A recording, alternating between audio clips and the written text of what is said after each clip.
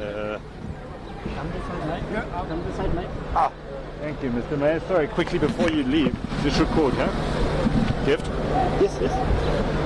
Mr. Mayor, the scenes of anarchy on the streets yesterday, what's your approach going forward to make sure we don't see scenes like that again? What led to it? Well, the only way we're going to deal with this matter and successfully and win war against criminality, we need our national criminal justice system to come to the party, because we are a municipality with very limited powers in terms of prosecution, in terms of home affairs, in terms of prisons. So unfortunately we are being let down very badly by home affairs that are creating this mess. In the under 3 years that I've been in the office, I'm now dealing with the 5th Minister of Home Affairs. I brought this matter on the 1st of December, the first time, to say the city of Johannesburg is sitting with a time bomb in terms of undocumented people in our city. Please do something about this. Make sure that those who qualify, give them documentation. Those who don't, send them back where they came from. Unfortunately, what they decided to do, opted to call me names and insults. This is the price we are paying. You know, in December, one of the buildings came with the South African police and JMPD. 18 million rands of counterfeit goods in one building.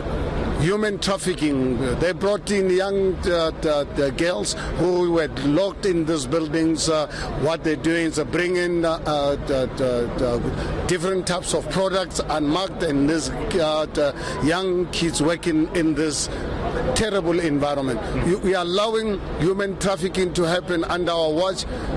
Whose benefit and what reason we are allowing this to happen in South Africa is beyond to believe. But us, as the city of Johannesburg, we're going to really ensure that we intensify our efforts until such time that the national government can listen to us. Mr. Mayor, we've heard from the African diaspora accusations of heavy-handed approach by the police, firing first yesterday, the foreign nationals being provoked. What do you say to that? I think it's nonsense. I think it's, you can listen to let the police bring their best investigators to find out exactly what happened. I think that's a kind of nonsense. It is unacceptable that our police can be attacked in that manner, regardless of what happened. I don't really believe I want to live in a country where police can be attacked in that manner, and we don't retaliate. So I think for me it's a sheer nonsense, and South Africa should not really allow something like that to happen. Actually, for me, I'm disappointed 24 hours later that not a single person is arrested up to now.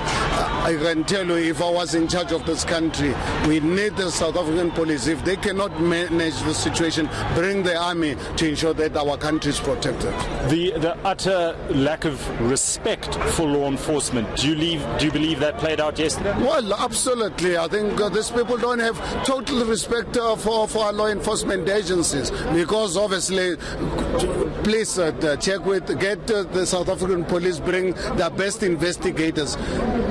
SAP came with SARS dealing with the issue of counterfeit goods, and now these people were not prepared to let them in. That's when they called everyone and started attacking them. I'm sure you saw some of the injuries suffered by some members of South African Revenue Services doing that job to ensure that counterfeit goods are not brought into this country. And for anyone to say that they were attacked first, they are the ones who actually attacked the police, and JMPD came in to rescue them.